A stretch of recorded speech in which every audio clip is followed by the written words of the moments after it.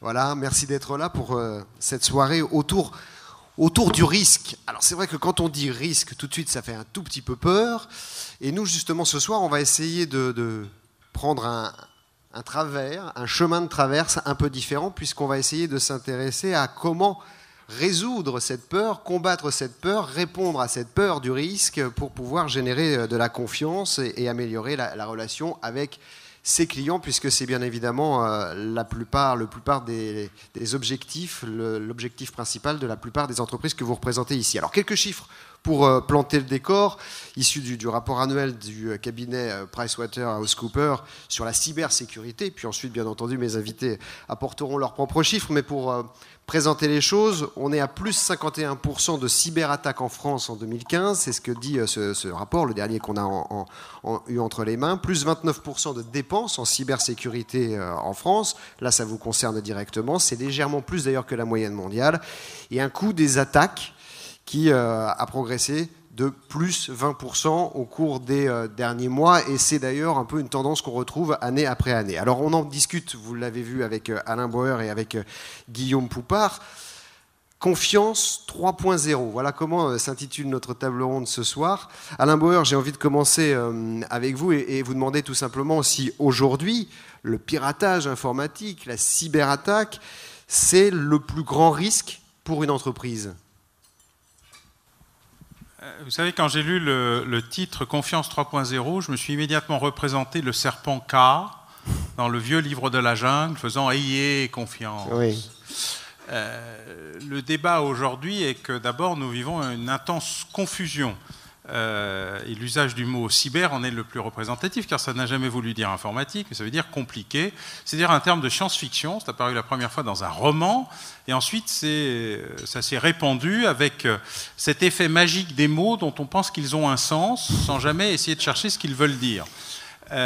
Donc ça c'est le premier élément. Le deuxième élément, il est dans la nature du risque. Jusqu'à fin 2014 et même 2015, 99% des attaques en nombre, étaient liées à la stupidité ou la bonne volonté de la victime.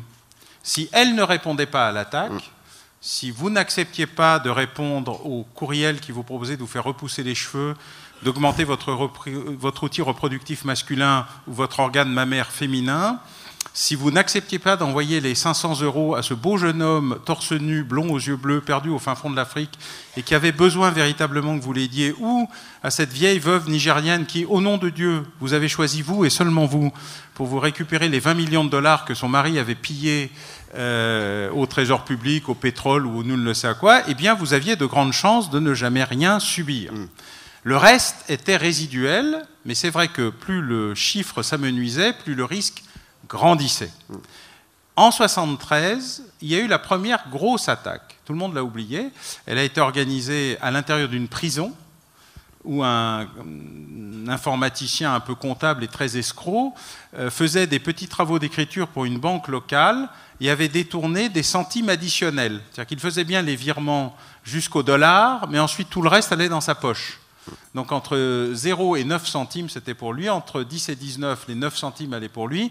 Et il s'est fait prendre parce qu'un beau jour, l'inspection générale a dit « Ah, quand même, ce compte qui n'a pas de titulaire nominal, c'était M. Joe, et qui fait 300 000 transactions par mois entre 0 et 9 centimes, enfin entre 1 et 9 centimes, c'est assez étrange. » Et il avait détourné plusieurs millions de dollars en direct de sa cellule avec un PC avant le 186, qui n'était pas fait pour ça. Donc depuis cette époque-là, le premier article sur un jour, il va y avoir une attaque majeure qui va mettre à bas l'économie mondiale, date de 1973. Oui. Et pendant 40 ans, nous avons attendu la grande attaque qui n'est jamais venue. Et puis tout d'un coup, enfin, il s'est produit quelque chose. D'abord, l'interconnexion des réseaux pose le même problème en informatique que dans les transports. Plus vous décidez que le rythme doit être élevé, plus l'utilisation des avions, des trains ou du reste, plus la modularité, l'intermodalité est grande, plus vous négociez à la baisse la sécurité, car la sécurité, ça ralentit. Et on ne peut pas en même temps avoir du trading haute fréquence et de la sécurité de haut niveau. Et donc aujourd'hui, nous y sommes arrivés, car en même temps, à la fin 2015, il y a eu l'attaque contre Target, les grands magasins. Il y a eu l'attaque et le détournement des codes et des comptes de la moitié des titulaires de cartes de crédit en Corée du Sud. Et il y a eu le détournement de plusieurs millions de dollars, dizaines de millions de dollars d'ailleurs plus précisément, dans les distributeurs automatiques de billets non interconnectés de la ville de New York. Depuis, nous savons que nous y sommes passés. Mais ce n'est pas l'entreprise en tant que telle qui est la victime, c'est le circuit financier, le réseau interconnecté qui permet aujourd'hui les transferts, les virements, bref, la masse monétaire. L'entreprise, elle est victime, soit de l'attaque au président, qui ne fonctionne que dans l'univers impérial français, où il trouve parfaitement normal qu'un président appelle le sous-responsable de l'adjointe des comptes pour lui dire « j'ai une transaction secrète et merci de m'envoyer immédiatement 3 millions à tel compte et surtout n'en parler à personne ». Ça n'existe qu'ici, mais c'est très efficace. Il y a la problématique du rançonniciel, c'est plus efficace parce que c'est de la destruction. Et surtout, il y a la cyberconfusion. Car vous l'avez dit tout à l'heure, il y a une problématique entre le cybercrime, où on vole de l'argent, le cyberespionnage, où il ne faut pas se faire prendre, la cyberattaque, où il faut détruire au sens militaire, la cyberguerre, où il faut détruire au sens militaire, et le cyberterrorisme, où l'intérêt c'est de se faire voir et de créer soit du défaçage, soit de la destruction, ne sont pas le même métier. Par contre, ça peut être le même auteur. Et ce qui est intéressant, c'est la diversité des opérations et l'unicité des opérateurs. Et d'ailleurs, on peut imaginer, vous me permettrez cette petite provocation, puisque je suis ici entouré à la fois de responsables de sécurité et de DSI, qu'un responsable de la sécurité informatique le jour puisse avoir des besoins la nuit et faire un petit hacking pour payer les vacances du dernier, puisse être un anonymous le samedi parce qu'après tout il a des convictions, et un agent de son propre gouvernement le dimanche parce qu'on vit toujours quelque part.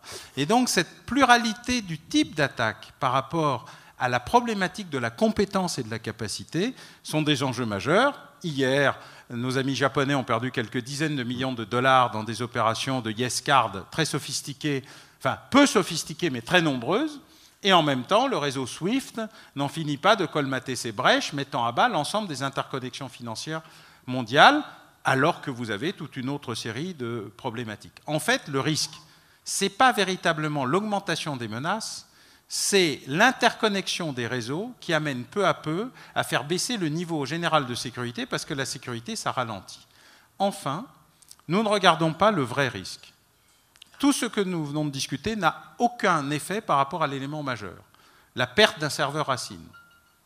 Car la France, puissance mondiale de haut niveau, puissance nucléaire, membre du Conseil de sécurité des Nations Unies, ne dispose toujours pas d'un serveur racine. Personne ne s'en occupe, tout le monde s'en fout comme si c'était un sujet secondaire, alors que c'est un élément majeur de souveraineté. Les États-Unis possèdent la moitié des serveurs racines du monde. Les autres appartiennent à toute une série d'autres pays qui ne sont pas ni de la même puissance ni de la même importance. Et ceux qui n'ont pas de serveur racine ont créé des outils web et Internet qui peuvent fonctionner en mode dégradé parce qu'ils les ont créés à l'image de la nature politique de leur pays. La Chine, la Russie, l'Iran notamment. Et donc nous avons un souci majeur, c'est que nous regardons l'effet mais pas la cause, que demain l'élément majeur qui peut nous arriver, sauf pour l'État qui pourrait probablement continuer lui à fonctionner pour l'essentiel de ses activités stratégiques en mode dégradé, c'est que plus rien ne pourrait fonctionner du tout. Et qu'en la matière, nous ne regardons pas le vrai enjeu, l'enjeu majeur. L'enjeu majeur, c'est d'obtenir la souveraineté numérique de la France. Je ne parle pas de l'Europe, car d'autres pays européens ont eu plus de sens que nous sur ces questions, et de reprendre place, notamment en obtenant une lettre de serveur racine. Il y a encore de quoi faire, et je pense que c'est parfaitement à notre niveau. Alors ça, on va y revenir aussi avec vous, Guillaume Poupart, parce que ça fait partie aussi de vos combats, de pouvoir obtenir cette légitimité, cette autonomie et indépendance numérique pour la France. Mais puisqu'on parle de la confiance, puisqu'on parle des entreprises, c'est vrai que tout ce que vient de décrire Alain Bauer, l'élément d'économie concrète que ça peut susciter, et on l'a vu avec les différentes marques qui ont été citées préalablement, on aurait pu parler d'Orange aussi qui avait eu des problèmes avec les fichiers clients qui avaient été hackés, c'est que ça entame la confiance, et ça c'est sans prix quelque part pour une marque, la confiance qu'on peut avoir en l'établissement, en la marque et en l'histoire même de la marque. Ça pose clairement la question du coût de ce risque numérique. Et aujourd'hui, on ne sait pas l'évaluer. Alors, il y a des tas de chiffres. il y a une certaine économie de la terreur de la part des gens qui ont intérêt à vendre des solutions, c'est bien normal. Mais aujourd'hui, on ne sait pas l'estimer parce que la très grande majorité des vraies attaques, donc des attaques qui touchent vraiment aux entreprises ou au secteur public parfois, sont des attaques extrêmement silencieuses. J'ai pas de chiffres, les chiffres sont faux, donc c'est pas très grave, mais on comprend très bien qu'une très grosse partie des attaques sont des attaques qui visent à voler de l'information aujourd'hui. Et les attaquants eux-mêmes sont les premiers à être extrêmement discrets dans ce domaine-là, parce que l'intérêt pour un attaquant qui va chercher à rentrer dans un réseau pour voler de l'information, c'est d'y rester. Y rentrer, faire un coup et repartir, c'est pas forcément très intéressant. Y rester et avoir sur la durée les mails du PDG, du directeur financier, de tous les stratèges, des gens peut-être même encore plus intéressants qui négocient les différents contrats. Ça, c'est véritablement intéressant. Et des cas comme ça, on en traite beaucoup, malheureusement. On n'en fait pas la publicité. Certainement pas nous, Annecy, parce que notre rôle, c'est d'aider les victimes, certainement pas de les enfoncer et d'ajouter du malheur au malheur, mais on ne sait pas l'estimer. Parce que perdre des plans, perdre des choses comme ça, c'est inestimable. Et cette culture du secret, elle complique aussi toute la pédagogie qu'on va essayer de faire ce soir, c'est-à-dire de l'existence réelle de ce risque. Elle complique, ça dépend beaucoup du cercle, finalement, du cercle du secret. Si le secret reste au sein d'un cénacle très restreint d'experts de la sécurité, là c'est extrêmement problématique. Si maintenant on fait rentrer les gens qui sont vraiment en charge de l'avenir de l'entreprise, pour rester sur le secteur privé, donc c'est le COMEX, voilà, ce sont les dirigeants, ce sont les directeurs financiers, les directeurs juridiques, les PDG évidemment. Si ceux-là font partie de ce cercle de secret, ça peut être extrêmement efficace. Et c'est ce que j'observe depuis finalement pas si longtemps, c'est que le cercle s'élargit. Au départ, il était tout petit, il y avait les responsables de la sécurité, beaucoup sont dans la salle. On arrive à faire rentrer dans ce cercle les DSI, ça a été l'étape probablement la plus difficile, et c'est la transition majeure qu'on a observée dans les dernières années, peut-être même les derniers mois pour certains, ou d'autres sont en train de le faire. Et de plus en plus, ce sujet de sécurité devient un sujet de COMEX. Et sans donner de leçons, parce que je n'ai absolument pas la prétention, mais ce que je dis souvent à des PDG qui me disent « mais qu'est-ce qu'il faut que je fasse ?» C'est une question parfois très naïve venant de gens de ce niveau-là.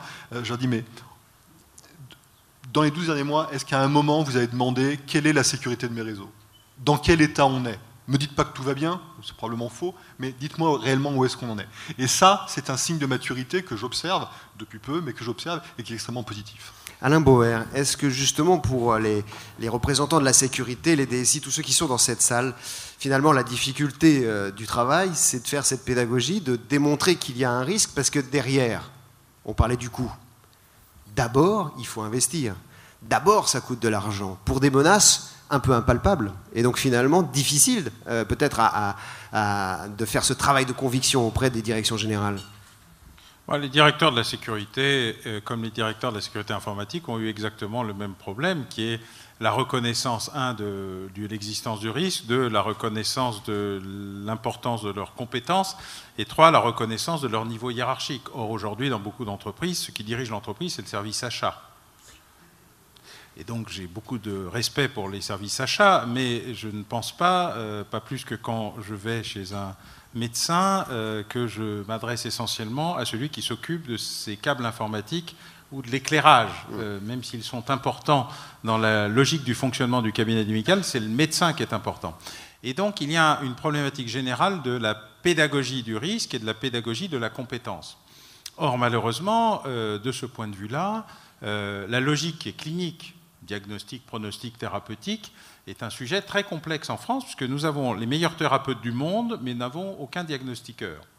Donc, soit on réussit à guérir le malade par miracle, et il faut être un vrai croyant, soit on est dans un processus où on est toujours à côté, en retard, décalé du processus. Et donc, c'est vrai que la problématique du COMEX, qui est une problématique purement française, puisque le COMEX en tant que tel est plus un symbole qu'une réalité, mais c'est la reconnaissance de l'importance du sujet.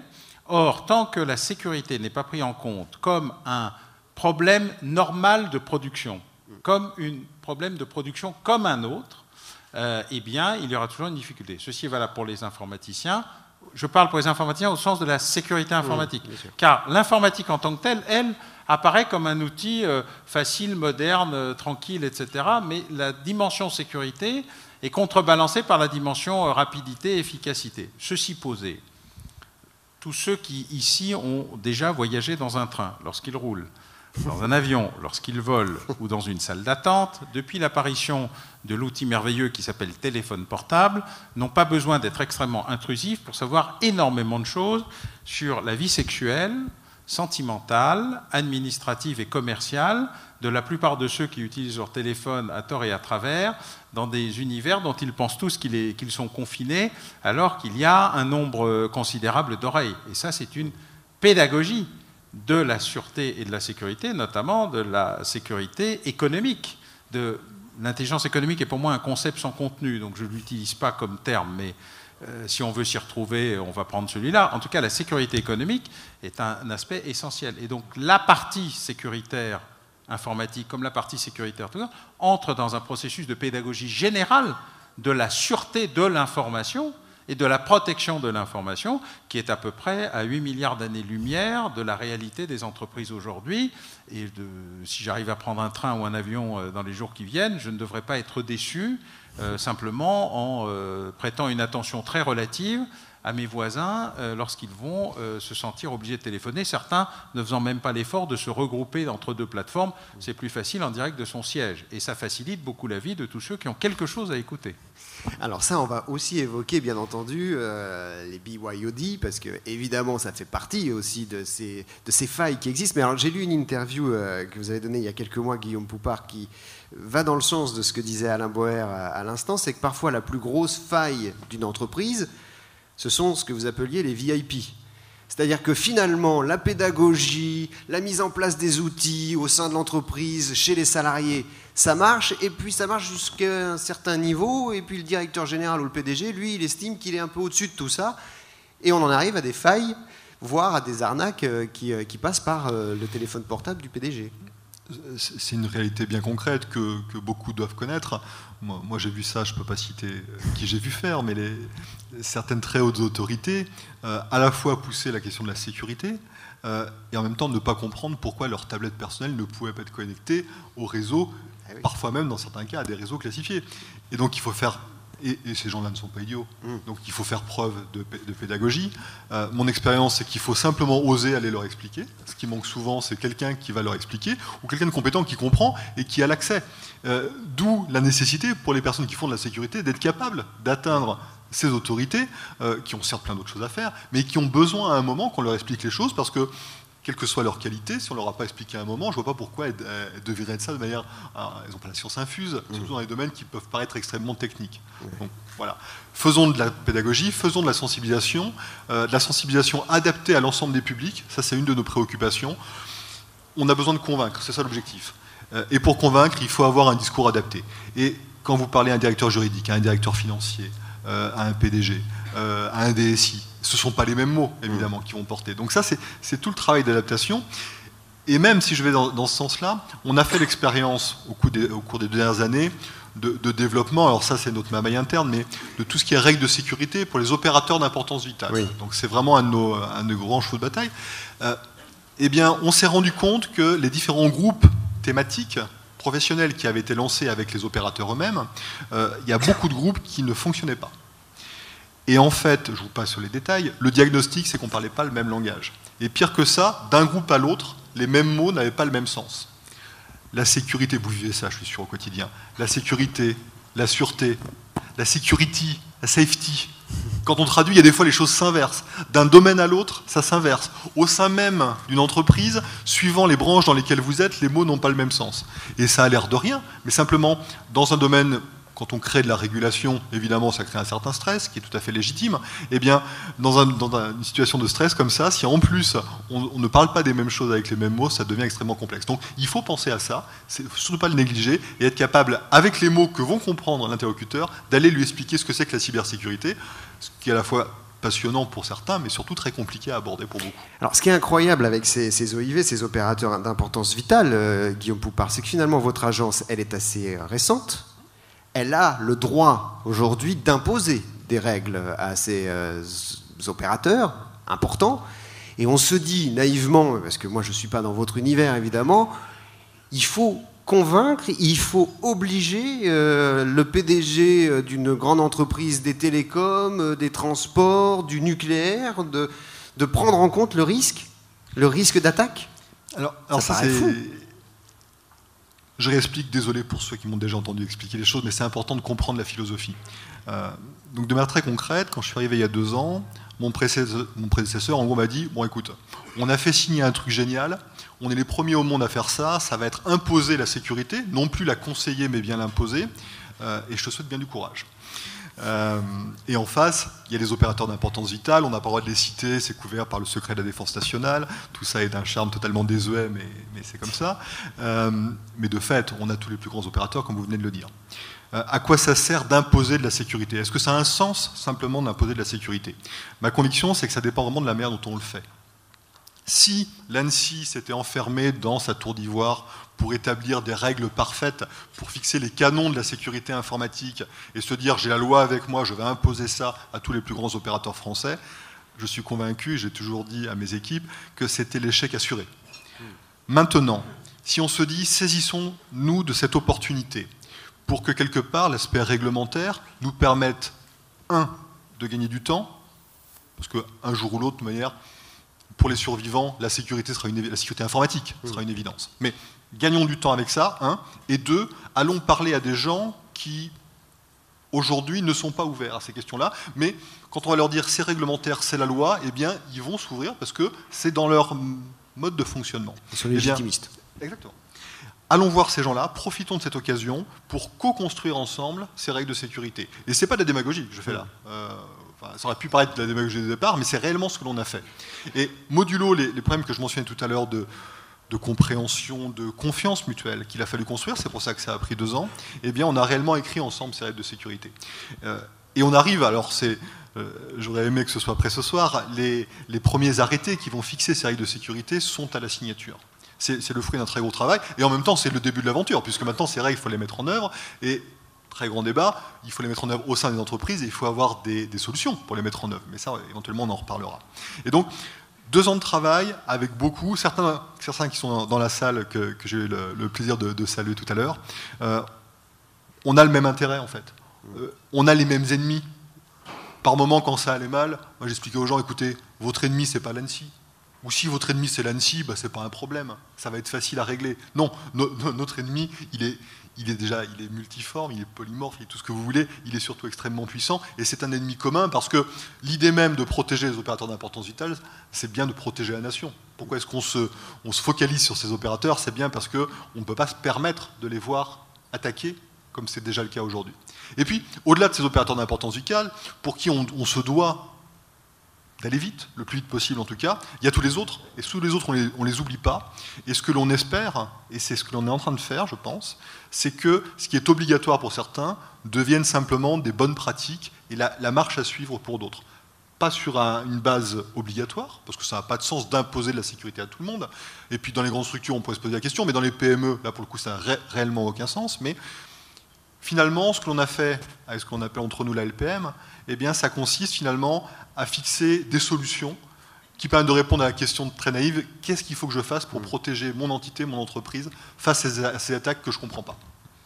Alain Bauer, c'est ça qu'il faut mettre au moins en place au départ, un corpus unique, un protocole, ce que vous sembliez regretter tout à l'heure, à savoir que parfois, on est un peu naïf, peut-être nous, Français, par rapport à d'autres pays où on s'est déjà organisé par rapport à ce risque.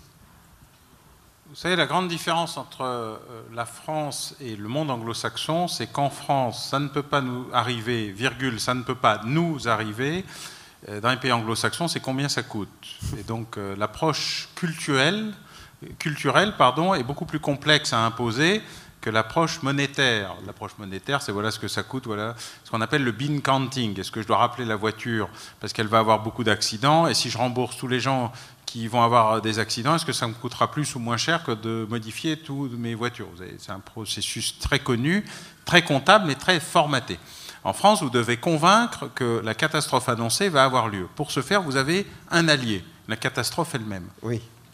Car, à part mes activités académiques sur 3 continents, maintenant, j'ai beaucoup de, entre guillemets, clients qui sont à peu près la moitié du CAC 40. Dans ces clients, j'en ai quelques-uns qui ont été convaincus par ma force de conviction préalable. Ils sont rares. Et tous les autres sont venus après s'en être pris une particulièrement violente et désagréable, en se disant que ça serait bien que ça ne se reproduise pas. Et donc, je dois le reconnaître, même si je suis partisan de la pédagogie, et la répétition est un élément fort de la pédagogie, Guillaume Poupart et moi-même sommes extrêmement répétitifs, en fait, nous disons toujours la même chose. Alors, il se trouve qu'en général, les faits nous donnent plutôt raison, donc ça nous satisfait. On a le moment de pur plaisir, voire extatique, du « je vous l'avais bien dit ». Moi, jamais. Voilà. Je me permets pas. Moi, oui. Donc, comme dans les tontons flingueurs, je ne dis pas que c'est juste, mais je dis que ça soulage.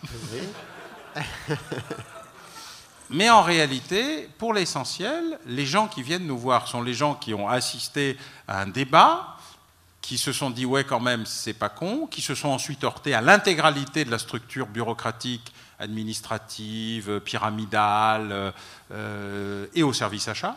Oui, toujours. Et ont attendu que ça tombe, et alors le lendemain matin, plus rien n'avait de coût, plus rien n'avait... C'était tout de suite maintenant, voire même hier, et si c'est 2 fois plus cher, ça n'a aucune importance, parce qu'il fallait ramasser les morceaux, reconstruire, et là on passait à autre chose. Alors, moi je le dis très franchement, pour l'essentiel, nous faisons œuvre de pédagogie utile, nous savons les difficultés à laquelle nous nous heurtons, et nous reconnaissons les difficultés auxquels se heurtent nos interlocuteurs, parce que paradoxalement, nos interlocuteurs sont les plus ouverts, parce que déjà, ils nous parlent, aux uns ou aux autres, chacun dans sa fonction.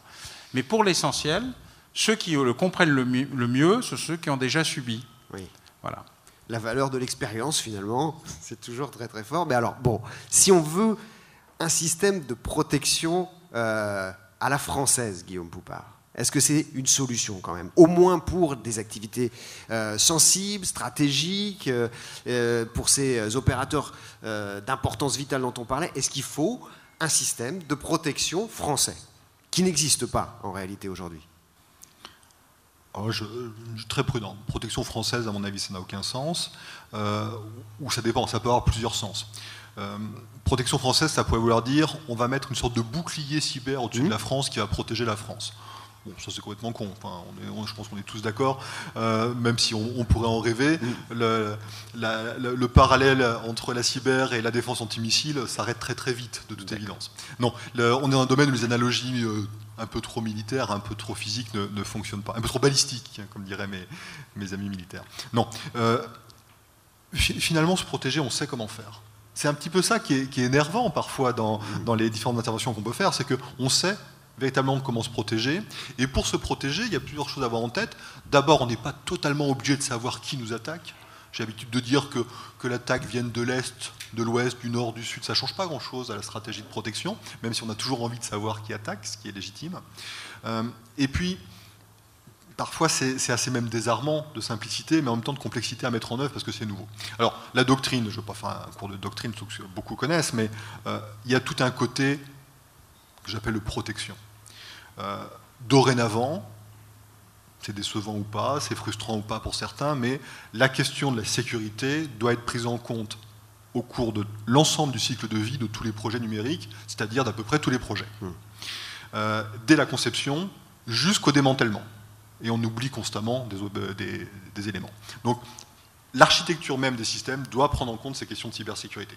Pour prendre une analogie militaire que je connais un peu, dorénavant, quand on construit un bateau militaire, quand on construit un avion de chasse, la question de la cybersécurité, de tous ces réseaux qui vont faire la force de ces systèmes d'armes, doit être prise en compte dès le départ, même si ce n'était pas le métier historique des gens qui sont experts dans ce domaine-là. Deuxième chose, il n'y a pas de sécurité absolue, je pense que vous en êtes tous convaincus, je l'espère. Il y a une sécurité qui doit s'adapter, il y a des risques résiduels, et très concrètement, il n'y a rien de pire que de se faire attaquer et de ne pas s'en rendre compte. Et dans le domaine cyber, ça arrive la plupart du temps, parce que la plupart des attaques ont intérêt, comme je disais, à rester silencieuses. Donc il faut mettre en place une stratégie de détection. Et ça, c'est nouveau. C'est nouveau, c'est compliqué, ça a un impact là encore sur l'architecture, ça coûte cher, ça nécessite des technologies qui ne sont pas toujours prêtes, que l'on pousse, ça nécessite des technologies de confiance, parce que ceux qui vont chercher à détecter les attaques, fondamentalement, ils voient quasiment tout ce qui se passe chez vous. Donc si vous n'avez pas confiance en eux, c'est une catastrophe. S'ils ne sont pas bons, c'est une catastrophe également. Donc il faut des gens capables d'apporter un service de sécurité efficace et de confiance. Et ça, c'est très compliqué pour s'y retrouver, parce que ce n'est pas ceux qui ont les plus grandes enseignes, ou les plus beaux sites, ou les plus beaux vendeurs qui sont les meilleurs, de toute évidence. Et donc, ce que l'on apporte, ce qu'on essaye d'apporter, ce que l'on pense être notre rôle, plutôt que de sécuriser les gens et de faire cette détection à leur place, c'est de qualifier des prestataires de services capables de faire ce travail-là. Et puis le troisième pilier, c'est la sensibilisation. L'humain reste quelque chose d'important. Alors, empêcher tout le monde de faire des bêtises, ça n'a aucun sens. Enfin, on le sait très bien, toutes les attaques de phishing et tout ça, on peut faire baisser le pourcentage de personnes qui cliquent sur les liens, pourtant parfois un petit peu simplistes. Mais arriver à zéro, moi j'y crois plus, hein, j'essaye plus. Donc il faut pouvoir faire malgré ça, probablement. Et la sensibilisation au bon niveau, que je disais, avec les bons mots, et surtout en expliquant aux gens, parce que ce soit les PDG ou les agents au plus bas de l'échelle de l'entreprise, les gens, quand on leur explique, je suis convaincu qu'ils exécutent. Par contre, s'ils ont à appliquer des règles de sécurité non comprises, idiotes et tout ça, très très vite, ils vont apprendre à contourner, pas pour le plaisir, il peut y avoir un petit plaisir français à contourner les règles, mais c'est surtout parce que les gens ont besoin de bosser. Moi le premier. Quand j'ai mon système, quand je dois rendre mon rapport, mon truc comme ça, quand je dois aller voir mon chef, quand je dois pousser quelque chose à Matignon et que j'arrive pas à imprimer parce que j'ai un message que je comprends même pas à l'écran alors que je suis censé comprendre, c'est insupportable. Donc des systèmes adaptés et en même temps expliquer aux gens, ben voilà, vous pouvez pas faire ça parce que. Voilà. Et c'est ce triptyque entre la protection, la défense et la sensibilisation qui est la bonne manière de faire. C'est ce que l'on va imposer dans le cadre des opérateurs d'importance vitale, c'est ce que l'on recommande fortement aux autres et qui ne fonctionnera qu'en s'appuyant sur un secteur privé dynamique, de confiance, innovant, qualifié, c'est comme ça qu'on le traduit dans le jargon administratif, qui va pouvoir apporter des solutions réellement efficaces pour nos acteurs français. Alain Boer, vous avez utilisé tout à l'heure le terme de souveraineté, et on est dans cette question-là aussi, dans ce qu'on est en train de dire avec Guillaume Poupart. J'ai envie de vous dire, l'affaire Snowden, elle a aussi révélé que parfois nos pires ennemis peuvent être chez nos alliés, c'est-à-dire qu'il faut quand même avoir un moyen de se protéger, y compris de ceux qui sont de notre côté, théoriquement. Bon, militairement parlant, un ennemi c'est un futur allié, et un allié oui. Potentiellement, sont complexes. Oui. Donc nos relations avec nos amis britanniques ou allemands furent pleines de rebondissements divers, parfois fort longs, sur lesquels il n'y a pas besoin de revenir. Et puis deuxièmement, le meilleur ami qu'on puisse avoir, c'est celui dont on est sûr qu'il ne deviendra pas un ennemi en le regardant de très très près. C'est le concept de l'étouffeur ottoman, ça marche très bien, il faut juste savoir y survivre. La question qui est posée, je crois, pour revenir à ce que disait Guillaume Poupart, elle est marquée en fait par une rupture stratégique dans la conception de la sécurité ou de la sûreté. Sun Tzu et Vauban, des petits jeunes qui viennent de sortir et qui vont lancer une start-up, avaient indiqué il y a très longtemps que les concepts de sûreté étaient assez simples. Périphérie, périmétrie, compartimentage. Périphérie, je dois savoir que je suis attaqué le plus tôt possible pour être sûr que je suis informé qu'il se passe quelque chose. Périmétrie, je dois ralentir la progression au moment où on atteint mon espace vital. Compartimentage, si je perds la salle de bain, je ne suis pas obligé de perdre la salle à manger, la chambre à coucher. Et nous avons parfaitement coordonné ce principe, parfois avec quelques erreurs, ce qu'on appelle le syndrome de la ligne Maginot. Oui. Quand on demande à l'ennemi d'avoir la bonté de bien vouloir attaquer là où on veut et pas là où il a envie, ce qui arrive rarement. Mais on a à peu près adapté ces logiques pendant très longtemps. Et dans les années 60-70, nous avons déconstruit ce processus. Il y avait une époque où pour accéder à un train, il fallait avoir un ticket de quai, et pour accéder au quai, il fallait passer une grille. C'est un contrôle périmétrique. Il y avait un moment où le fait d'entrer ou de sortir d'une gare nécessitait de passer par une voie, pas d'un bout à l'autre du quai avec un espace non maîtrisable. Il fut une époque où on montait à l'avant du bus et on sortait à l'arrière, et il y avait un conducteur d'un côté et un contrôleur de l'autre. Pas un conducteur, contrôleur, receveur, faisant 3 métiers et avec le composteur placé derrière lui pour bien lui expliquer qu'il n'était plus le maître du bus. Voilà. Quand vous perdez la maîtrise du lieu, tout le reste disparaît mécaniquement. Donc nous avons déconstruit totalement les processus pour les ouvrir à la vie. C'était le thème des années 70 voilà. Et après 89, nous avons considéré que le monde des bisounours était là, donc nous pouvions sous-traiter nos frontières aussi, ce qui amène quelques situations un peu complexes ces temps-ci. Et donc, tout le débat qui existe, il est celui-ci. Passer du prêt-à-porter au sur-mesure. Donc avoir la souplesse de l'adaptation et ne rien imposer qui soit tellement stupide ou tellement impossible à mettre en place que de toute façon tout le monde contourne les mesures de sécurité parce qu'il faut aller fumer une cigarette, les contrôles d'accès parce que c'est long et c'est ennuyeux, et parce que Fort Knox, c'est bien pour Fort Knox, mais partout ailleurs, ça n'a aucune espèce d'intérêt. Or aujourd'hui, nous plaquons des solutions toutes faites, non pas en fonction de la nature du risque que nous devons traiter, mais de la capacité de conviction de celui qui nous vend sa sauce. Et donc, évidemment, ça pose quelques soucis. C'est pour ça que le processus général vise à toujours interdire à ceux qui vendent de la quincaillerie d'être les consultants qui analysent les problèmes. Celui qui vous vend sa quincaillerie et qui vous offre un audit gratuit ne vous offre pas un audit gratuit. Il vous offre le moyen de mieux vendre sa quincaillerie. Et c'est un processus d'ailleurs de conflit d'intérêts majeur qui devrait faire l'objet, là, d'une interdiction absolue et de représailles fortes, y compris pénales, pour ceux qui s'y prêtent. Mais c'est malheureusement une pratique répandue. Alors, au jour d'aujourd'hui, Snowden, il nous a démontré quoi? D'abord que le plus grand espion du monde, la NSA, n'était pas capable de se protéger lui-même. Ce qui est une bonne nouvelle. Eh oui. Certes, il espionne le monde entier, mais il n'est pas foutu de se protéger. Et donc, ils ont les mêmes problèmes que les autres, malgré des dizaines, des centaines et des milliers de milliards de dollars dépensés pour surveiller le monde entier. La démonstration est, un, quand on regarde trop ce qui se passe loin, on ne regarde pas ce qui se passe près. Et deux, quand on surveille le monde entier, ce n'est pas plus efficace que quand on ne surveille personne, parce que ça n'a rien empêché. Ni le 11 septembre, ni Boston, ni Fort Meade, ni tout ce que vous voulez. Il y a là un souci majeur qui est le fétichisme technologique. Et je le dis aujourd'hui, de ce point de vue-là, et quel que soit le pays occidental, l'inspecteur Google n'a aucune efficacité contre l'imam YouTube. Et donc, il va falloir sortir de cette idée merveilleuse qui voudrait qu'un outil remplace un cerveau. Quand on a 2 oreilles et pas de cerveau, le fait d'avoir 4 oreilles et pas de cerveau n'est pas une amélioration. C'est une fantasmagorie.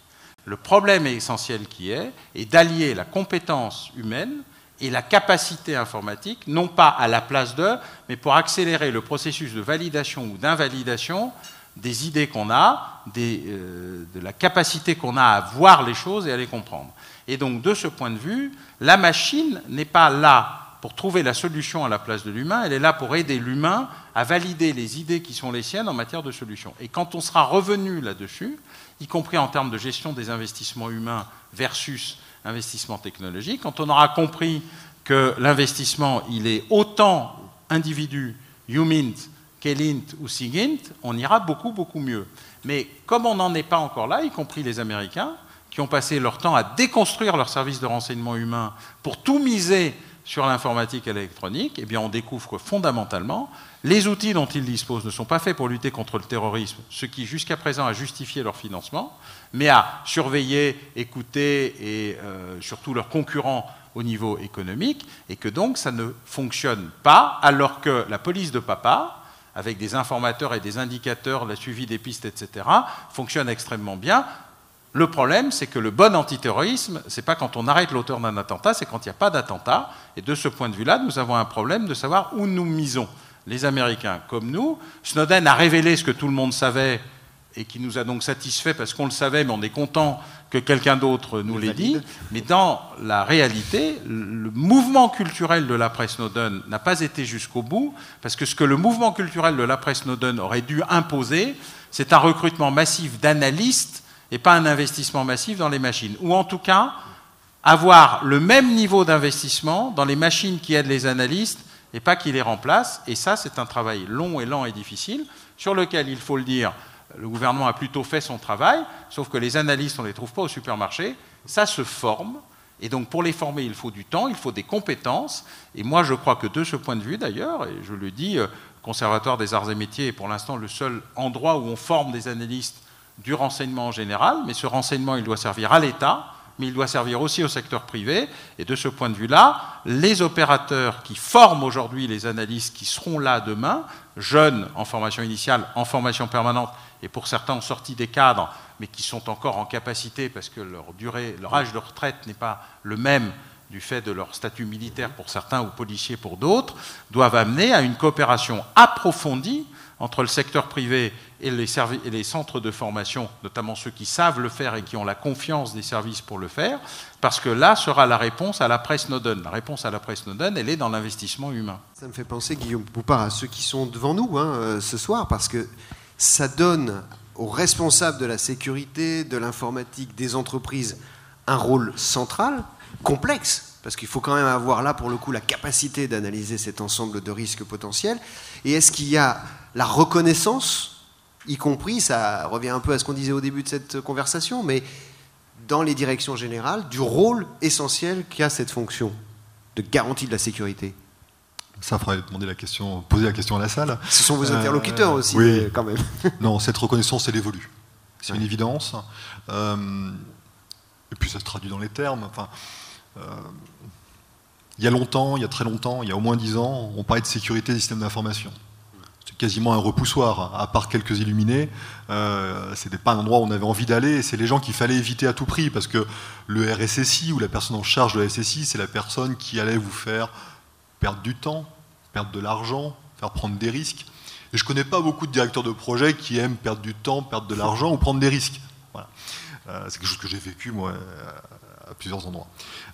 Bon, ça a heureusement changé. Alors, entre-temps, on a parlé de cyber, mode de manière... J'ai parfois des discussions d'interne, il y a plusieurs de mes agents, il y en a plusieurs qui sont dans la salle, là, qui sont venus me voir parfois en me disant, mais en gros, tu fais partie des nôtres, pourquoi tu parles de cyber et pas de SSI? C'est une forme de trahison. Je dis, mais non, enfin, on fait un peu du commercial aussi. Si les gens ont des étoiles dans les yeux quand on leur parle de cyber et ne veulent pas nous parler quand on leur parle de SSI, ben, très bien. Et quelque part, c'est un détail, encore on revient aux mots, mais c'est important les mots. Et ça traduit vraiment une évolution qui est que le cyber c'est noble, et le cyber ça peut remonter jusqu'au COMEX, ça peut intéresser tout le monde, et profitons-en. Soyons opportunistes et profitons-en. Ça c'est la première chose. L'autre chose, c'est une évidence, c'est que il y a 10 ans, pour convaincre des risques, il fallait quand même un pouvoir de conviction très fort, et avec un succès souvent limité. Je rejoins l'expérience qui était rapportée. Snowden nous a beaucoup aidés. Ne boudons pas notre plaisir. Alain disait que tout le monde le savait. Il y a beaucoup qui le cachaient bien quand même s'ils le savaient. Donc, moi j'ai tout entendu. Comment tu peux dire ça? S'ils n'avaient pas été là en 1945, des arguments de fond, qui ne sont pas faux d'ailleurs, mais qui mélangent plein de choses. Et puis des alliés, c'est pas des amis. Enfin, on mélange tout quand on fait ça. Bref, les choses ont beaucoup évolué. Donc il y a eu Snowden, et puis il y a le quotidien finalement, parce que aujourd'hui, il faut vivre dans une grotte quand même pour pas avoir toutes ces attaques qui s'accumulent. Et encore, ce sont que celles qui sont connues. Donc voilà, de fait, ça évolue. Ce que je souhaite maintenant, c'est qu'au-delà du fait que le sujet devienne un peu le sujet de tout le monde, ce qui était vraiment une étape importante, c'est que l'on normalise ce risque. Je ne vois pas pourquoi le cyber, ça devrait rester indéfiniment un risque à part, un risque pour des gens un peu spéciaux, un risque qui a droit à une enclave un peu particulière, éventuellement même très haut placé dans les préoccupations. C'est un risque qui doit se normaliser, c'est un risque qui doit s'assurer. Le sujet de l'assurance est un sujet fondamental. On appelle de nos voeux le fait que l'assurance développe réellement des modèles, des offres d'assurance, parce que, comme on le disait, la sécurité absolue, ça n'existe pas, ça n'a jamais existé probablement. Donc même pour les gens très sérieux, il y a un risque résiduel, et là, le rôle de l'assurance et de la réassurance est bien réel. Pour la sécurité incendie, ça a mis un siècle. Donc, prenons le temps peut-être de le faire proprement. On n'a pas un siècle dans le domaine numérique, mais prenons le temps de le faire proprement. Mais quand on aura normalisé ce risque cyber, je pense que c'est là qu'on aura vraiment atteint une étape importante. Pour bien comprendre, et là j'aimerais vous avoir tous les deux sur ce qu'on est en train de dire, ce que vous êtes en train d'expliquer. C'est quoi? C'est la création d'une espèce de cyber-industrie à l'échelle européenne. Elle existe, cette industrie. C'est très important. On peut se faire aveugler peut-être par les plus bruyants, les plus visibles.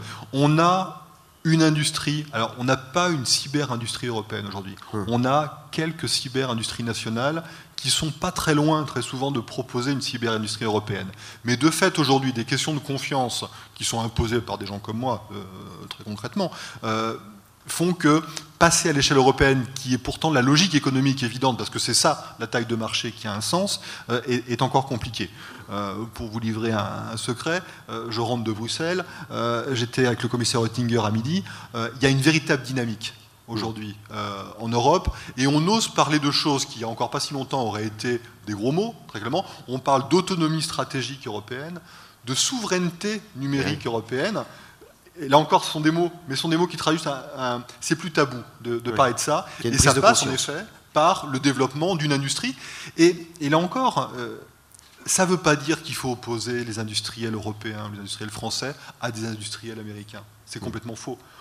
Moi, j'ai d'excellents rapports avec beaucoup d'industriels américains, y compris certains que je ne citerai pas, mais tout le monde pensera au même, qui sont souvent décriés et pointés du doigt en termes de cybersécurité. Oui, parce que ce qu'on dit, ils sont là pour nous aider. Ce qu'on dit, c'est si on n'a pas une cyberindustrie européenne, on sera sous le joug technologique des Américains. On a besoin de cette cyberindustrie. Mais une cyberindustrie européenne, ce n'est pas une industrie numérique européenne pour aller au-delà de la sécurité, ce n'est pas une industrie qui va mimer et offrir systématiquement des solutions qui vont copier les solutions américaines, israéliennes, chinoises, russes, tout ce que vous voulez. C'est vraiment quelque chose qui va arriver en complément. C'est un sujet qui est fondamental, qui est central, et si on l'approche de manière caricaturale, ça ne marche pas. C'est une évidence. Donc, la confiance, c'est quelque chose de très complexe, ça peut se construire de manière extrêmement subtile. On a besoin de personnes qui soient totalement de confiance et qui ne soient pas soumises à des réglementations ou des régulations qui sont d'autres pays. Ces gens-là, souvent, ne font qu'appliquer la loi de leur pays, donc on ne peut même pas leur en vouloir. Non, on a besoin d'avoir des noyaux de confiance. Il y a même des fois, si je veux provoquer au niveau étatique, où on a tellement besoin de confiance qu'on n'ose même pas confier ça à des industriels. Donc on fait ça encore un tout petit peu en mode arsenal. C'est des très petits volumes, mais on le fait encore un petit peu. Mais tout le panel des solutions doit être exploité, et dans la majorité des cas, on peut travailler avec des gens qui ne sont pas absolument de confiance, de toute évidence, mais en maîtrisant les architectures, en maîtrisant des développements complémentaires, en comprenant surtout les technologies qui sont derrière, on peut avoir des solutions réellement efficaces. Et efficace, ça veut dire efficace technologiquement, mais également efficace économiquement. Si on ne peut pas se le payer, on est content, mais ça n'apporte rien. Alain Boer, votre sentiment par rapport à ça, et peut-être en vous écoutant, moi ce que j'ai le sentiment de comprendre, on a fait l'historique des frontières qui tombent, géographiques, géostratégiques. Aujourd'hui, on parle de free data, de circulation aussi des données avec la même logique et la même emphase que la circulation des biens et des personnes. Donc là, il faut rétablir quelque part des frontières au moins régionales, européennes. Alors, d'abord, nous vivons actuellement la revanche, je dirais même la vengeance de l'histoire et de la géographie. Parce que tout le monde que nous avons inventé avec des frontières à angle droit et des lignes droites correspondant à rien rencontre la réalité des histoires, des peuples, des nations, des foi, bref, de la vie.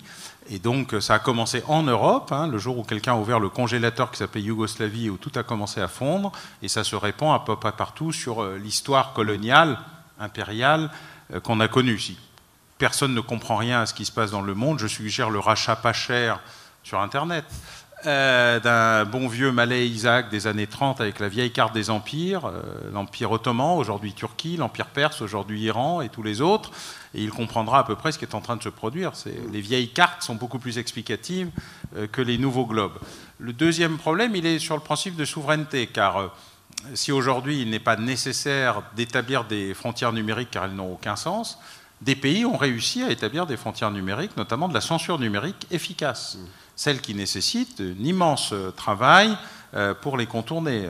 Les Chinois, les Iraniens et probablement quelques autres. Et donc on sent bien à quel moment on ne peut pas en même temps être totalement ouvert d'un côté et totalement fermé de l'autre. De ce point de vue, nous avons une difficulté. Et la troisième difficulté, c'est l'effet Snowden sur la crypto. Oui.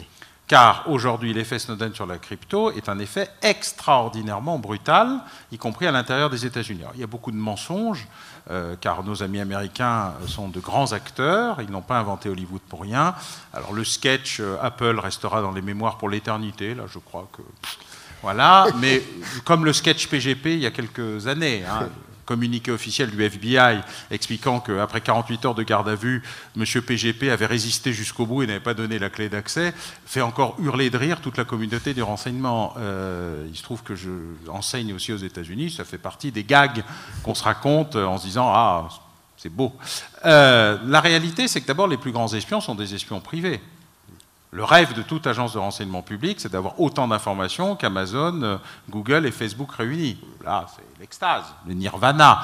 Et d'ailleurs, aujourd'hui, dans la défense de la cryptographie, c'est une défense essentiellement commerciale, ce n'est pas une défense liberté individuelle ou liberté publique. Mais il y a un effet cryptographie Et de ce point de vue-là, nous sommes en retard, car la cryptographie publique pour la protection des messages ou des données en France manque d'un opérateur de souveraineté. Alors que la souveraineté soit européenne ou nationale, j'avoue, dès lors que la Grande-Bretagne choisit le Brexit numérique, à défaut d'autre chose, car nous avons un sujet sur la nature même de l'Europe et ses frontières, à la fois à gauche et à droite, à l'ouest et à l'est, mais en tout cas sur la confiance, il y a un sujet sur lequel il faut beaucoup travailler et construire effectivement une offre la plus européenne possible, mais de ce point de vue-là la plus continentale possible, pour répondre à un certain nombre de besoins, notamment de type cryptographie de courriel et autres sujets. Et en contrepartie, d'avoir les outils de décryptographie, notamment en matière judiciaire, qui commencent aujourd'hui à poser de vraies difficultés, à la fois par la masse d'informations, c'est très important,